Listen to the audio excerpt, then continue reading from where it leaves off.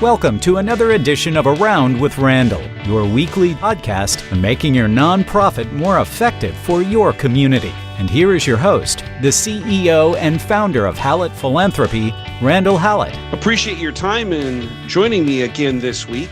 I want to tell you a little bit of a story. About 5 or 6 days ago, my 7-year-old son came to my wife and I, his mother, and said, "We have not put up the Thanksgiving Christmas tree." Now, I need to explain that.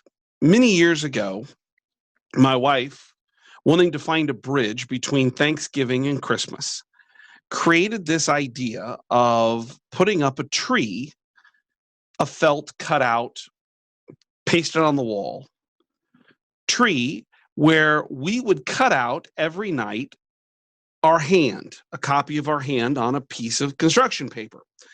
And in doing so, we would then write on it, after cutting it out, because it looks like a turkey, putting it on the Christmas tree, we would write what we were thankful for. We would do it every night for 7 or 8 nights, with Thanksgiving being the last night. And this would be the transition between Thanksgiving and Christmas. My wife's a genius. And this year, with COVID and a new company and just the chaos of the world, my wife and I had totally forgotten. There had been too many other things clouding our minds. And the 7-year-old was the one who remembered. And so every night from that day up till now and through Thanksgiving, after dinner, we cut out our hands and we write on what we're thankful for. Write on it. Pretty simple, can be anything. And now that we have the 4-year-old and the 7-year-old, it's one of the best parts of the day, because what they're thankful for is sometimes funny and sometimes the most endearing thing you could ever imagine. It also caused me to think about a little bit about Robert Fulghum.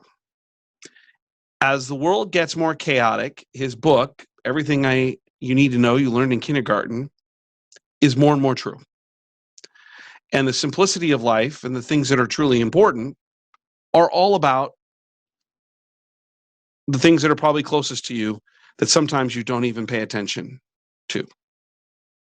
And I'm thankful for my 7-year-old having the ability to put that into context. The history of Thanksgiving is interesting. Obviously, if we go all the way back to 1623 or so, there's the first Thanksgiving, the thankfulness of harvest and the gathering of the Pilgrims and the Indians. It really became more formalized during the Revolutionary War, when the Continental Congress and George Washington, on an annual basis, created multiple days of Thanksgiving, usually around challenging times or for appreciation for some type of victory over the British. And it wasn't until 1789 that George Washington formalized the thought of Thanksgiving for the country in a resolution. Thanksgiving didn't become really a formalized holiday as we think about it today, that fourth Saturday or Thursday in November, until 1863, when Abraham Lincoln created a proclamation to make it the official Thanksgiving Day for our country. It's interesting, in very challenging times, the Mayflower and its adventure in Plymouth in Massachusetts, the Revolutionary War, and the horrors of a civil war, that the country and its people turned to this idea of gratitude and appreciation for the things that sometimes maybe they didn't see as clearly as they should. That's because there are direct benefits from this idea of expressing gratitude and receiving it as well. So, what are some of the benefits for giving thanks? And don't forget, we'll get to the tactical here in a second. But it opens up doors for relationships. It has positive health outcomes. If we think about those health outcomes, there are things like boosting immunity systems and healthier hearts with less inflammation. You handle stress better. You get more restful sleep. You're more successful with your coworkers in the relationships you build. You have an increased sense of confidence. You're more patient. You make better long-term decisions and set more meaningful goals. All those come from Fairview Health Services, which is up in the Twin Cities in Minnesota, Health East. And they're talking about this on their website. And there are many, many other studies that are talking about the benefits, health benefits of expressing gratitude.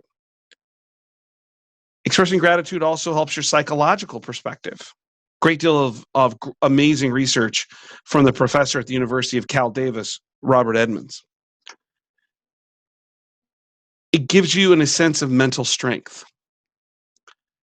But there are interesting outcomes from receiving gratitude. It helps build better relationships, newer relationships. There was a great study done by a psychologist, Sarah Algo, who talked about this idea of two-way social impact of gratitude. And in particular, she looked at when in a sorority, in a relationship, when the senior sister, the big sister, would, as a new young member would join the sorority, would give gifts and show gratitude and bring her along. And what they found is that relationship was much, much deeper when that occurred a month later than when it didn't. Or it's the idea of cementing current relationships. Again, Algo's research, she looked at this idea of couples and she videotaped them when they were in conversation, and those that received gratitude, that received appreciation from their partner, that developed a deeper relationship and improved their relationship over the next 6 months. It also fosters the opportunity to pass it forward, pass it on, so to speak. This idea, the research shows that someone who receives gratitude is more likely to give gratitude to someone else. A good friend of mine has a habit. It's one we probably could all do, but when he goes through the drive-thru, he tries to pay it forward for the people behind him, meaning he pays their bill. And what happens is the stacking effect is then the next person passes it to the next person, and then the next person passes it to the next person. And isn't it interesting that can continue on for quite a bit, because people feel like, I receive gratitude, I want to share it with someone else. So what does all of this mean? We got kind of a history, the simplicity that my son delivered to my wife and I and to our family that I'm so appreciative of, to these benefits that come from it. Well, here's the tactical pieces. This is all related to this idea of what I would call stewardship. It doesn't have to be complicated. I talk with a lot of nonprofits who spend a great deal of time, and maybe appropriately so, of finding great stewardship plans. But this is really more meant for the individual, for you, the listener, a gift officer, or someone in a foundation.